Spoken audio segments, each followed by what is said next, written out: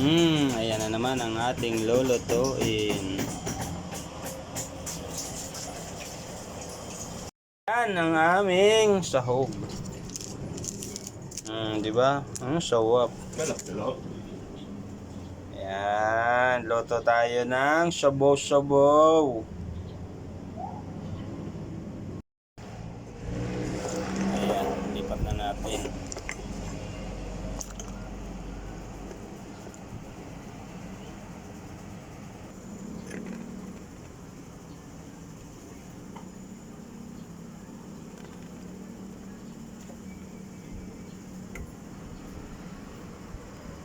Yan na, ready na ang ating mga gulay-gulay para sa ating sinigang sa gabi. Yan na yung ating sahog. Mga kamarsure. Yan, sasarapan natin ang ating tanghalian na ulam. Ayan, lagay na natin ang ating sangkap habang pa para malambot na itong ating gabi. Tapos takpan natin para daling uminit. Ayan, malambot na yung ating karne. So lagyan na natin siya ng asin para lalong manuot sa laman habang lumalambot. Ganon ang teknik ng ating pagluluto para nanunuot yung asin sa laman, hindi lang sa sabaw. Lagay na rin natin ang ating sibuyas, bawang.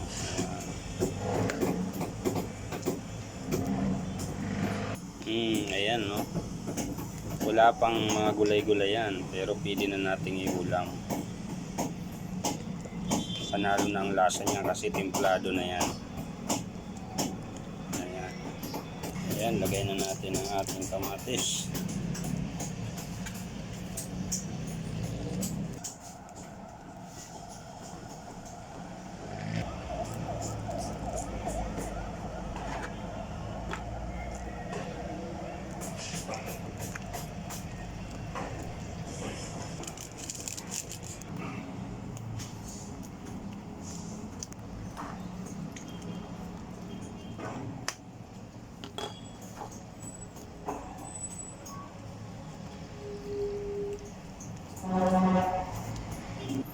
Ayan ang pangmalakasan natin na pangtimpla. Yan,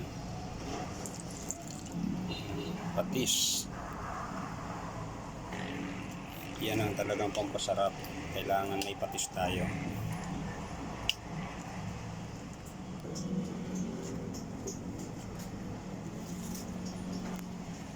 Ayan na.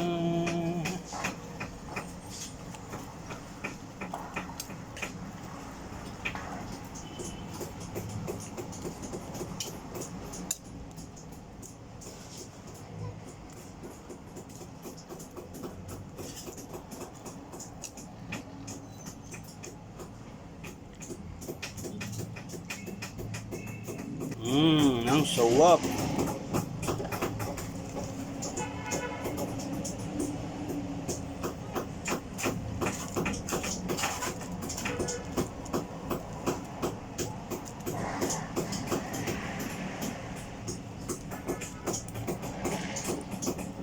Kainan na.